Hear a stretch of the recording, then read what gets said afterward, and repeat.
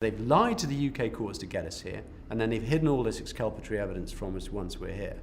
And it's only because we found it, and it's only because we found it by accident, that they're going, oh, really? Oh, gosh. Oh, yeah, okay. Well, I suppose, you know what?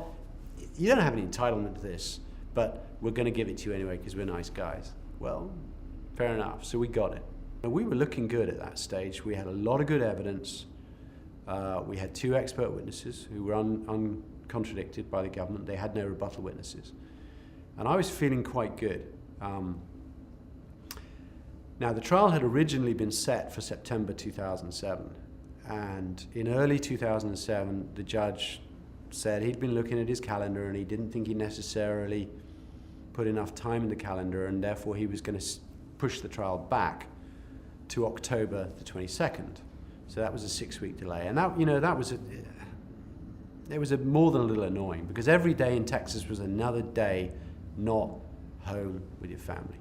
But what the hell, 6 weeks, all right, fine. It would give us 6 weeks more trial preparation. And we knew that the government didn't understand this case. We knew they didn't.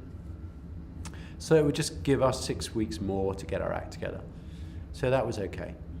Thereafter, fairly quickly, they approached us and said, it would be really nice if we could discuss, maybe doing a plea deal on this case. And I was all for telling them to shove it.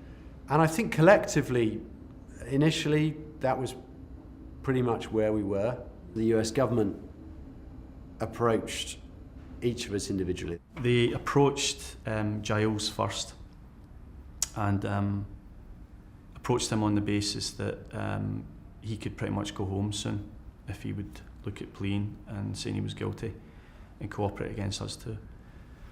And if he didn't accept the plea, then they were going to talk to Birmingham next, or me. They didn't specify which one, but one of the other 2, and then go to the third one, and eventually someone would plea.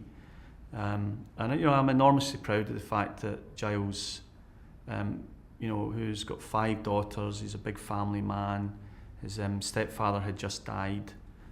He was healthy when Giles left, and had died whilst he was here, and he was the man that brought him up. And it was tough, but he had no hesitation, no doubt, no hesitation whatsoever of turning them down.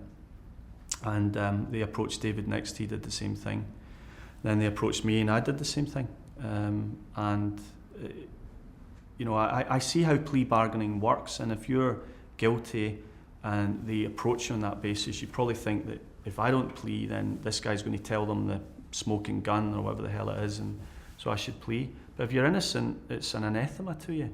And if you're close to the other 2, you're friends like we all are, then, I can plea because I pleaded eventually, because it's a decision taken from my perspective about me and about my family, but I can't do it when I'm hurting someone else. Giles and David have both got kids, they're both fine men. I couldn't look at myself. And in fact, that's what Giles made a very emotional speech to us one day just here, in fact, where he came in and Dan Caldwell, David's lawyer, said to him, Giles, what are you doing? And he said, what about? And he said, about your plea deal. He said, it's not my plea deal. This isn't about me. He said, this is about Gary and his daughter, try to find his daughter, about his son. It's about David's kids. It's about my kids. It's about all the people who've supported us. He said, do you think for 1 minute I would entertain these people and plead and put you guys into trouble? So I could never face myself in the mirror again.